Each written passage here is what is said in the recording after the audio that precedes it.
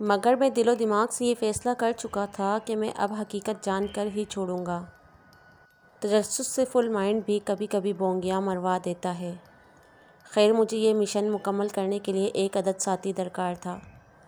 گاؤں میں میری اتنی خاصی دوستی تو کسی سے نہ تھی، مگر ایک دوست ضرور تھا، اس کا نام شکیل تھا۔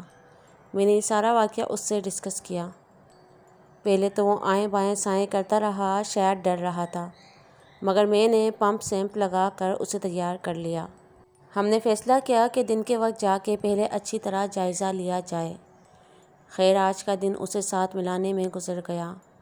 رات ہو گئی تھی۔ اگلے دن وہاں ہم نے جانے کا فیصلہ کیا، مگر اگلے دن شاید قدرت کو کچھ اور ہی منظور تھا، کیونکہ صبح اٹھتے ہی یہ خبر ملی کہ بائے خاور جلال کا انتقال ہو گیا۔ موت کسی کو بتا کر نہیں آتی، وقت شاید پورا ہو گیا تھا اس کا۔ میرے دل میں یہ بات ضرور تھی کہ وہ مجھے یہ راز بتائے بغیر ہی اس دنیا سے چلا گیا، اور ایک طرف یہ سوچ بھی تھی کہ کہیں بابے کی موت کے پیچھے اس واقعے کا سلسلہ نہ ہو۔ بہت سی باتیں تھیں جو دماغ میں آ رہی تھی۔ خیر، ہم جنازے پر گئے اور آخری بار چہرہ بھی دیکھا۔ غور کرنے پر مجھے ایک بات عجیب لگی کہ چہرہ بہت زیادہ پیلا پڑ گیا تھا بابے کا، اور یہ بات جنازے پر آیا ہر شخص ضرور کہہ رہا تھا، کیونکہ بابا کی موت دل کے دورے سے ہوئی تھی، مگر اتنا زرد رنگ موت کے بعد پہلے کسی کا نہیں دیکھا تھا۔ ایسا لگتا تھا جیسے کسی نے خون کا آخری قطرہ تک باڈی سے نچوڑ لیا ہو۔ خیر، ظہر کی نماز کے بعد جنازہ ادا کیا گیا۔ اس کے بعد بابے کو سپرد خاک کر دیا گیا۔ جنازے کے بعد میں نے فیصلہ کیا کہ شکیل کو ساتھ لے کر اس عمارت کا جائزہ لیا جائے۔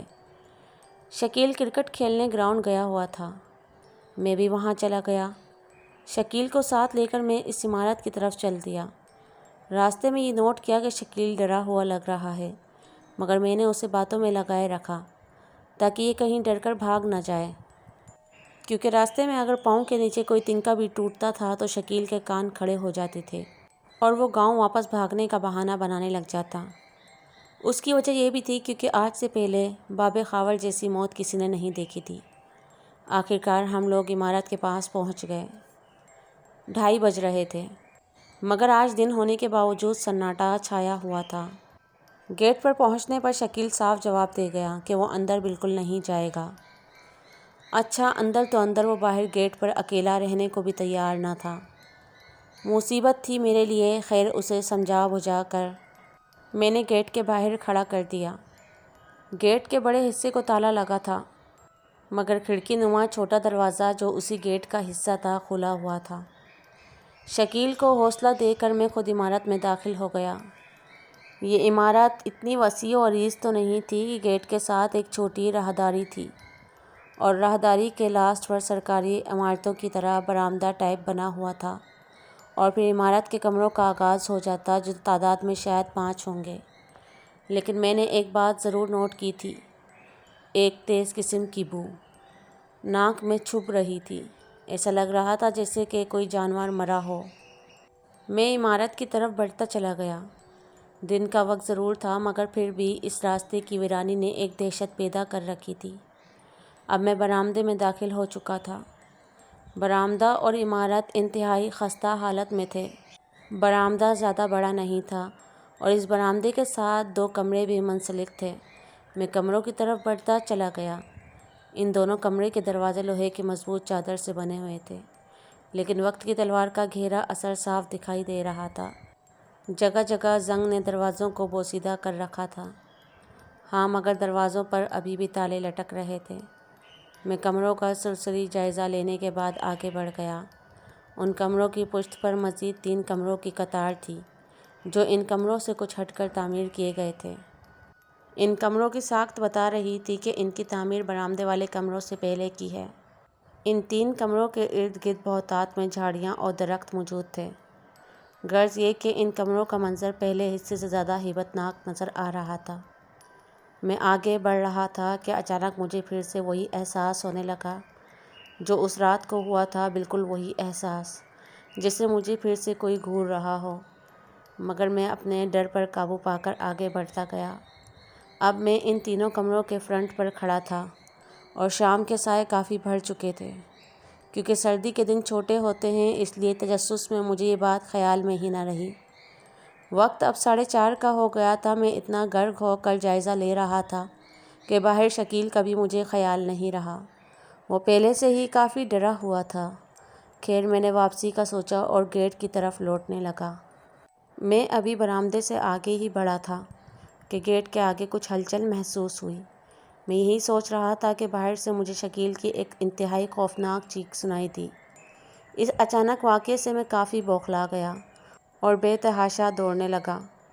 گیٹ سے جیسے ہی میں باہر آیا خوف کی ایک اور حد میرے اوپر آ پڑی، کیونکہ باہر شکیل بے ہوش پڑا ہوا تھا اور وہ سایہ نما چیز شکیل سے چند فٹ دور مخالف سمت میں منہ کر کے کھڑی تھی۔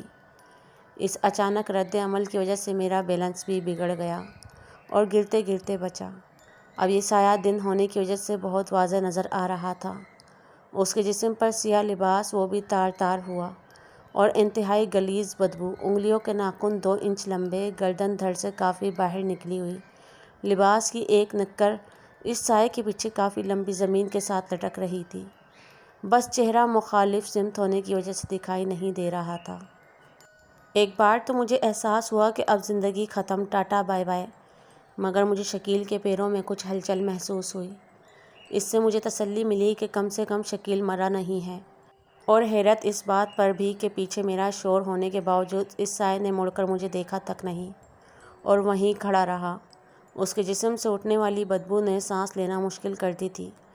پھر اچانک کچھ ایسا ہوا کہ میں حیران ہو گیا۔ وہ سایہ تیزی کے ساتھ دیوار کی دوسری طرف کود گیا اور وہی گراہٹ کی آواز ساتھ ساتھ ہڈیاں چبانے جانے کی آواز سنائی دینے لگی۔ میں نے فوراً خود کو سنبھالا اور شکیل کی طرف بڑھ گیا۔ دل میں یہ دعا کر رہا تھا کہ اسے ایسا کچھ نہ ہو، ورنہ بہت مشکل میں پھنس جاؤں گا میں۔ آج ادھر سے کسی کا گزر بھی نہیں ہو رہا تھا جو میری مدد کے لیے کوئی آتا۔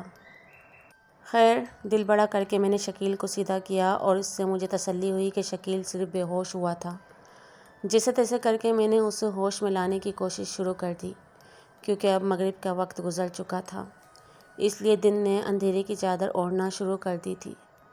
5 منٹ کی کوشش کے بعد اسے ہوش میں لانے میں کامیاب ہو گیا۔ شکیل کی حالت ایسی تھی کہ وہ بول نہیں پا رہا تھا۔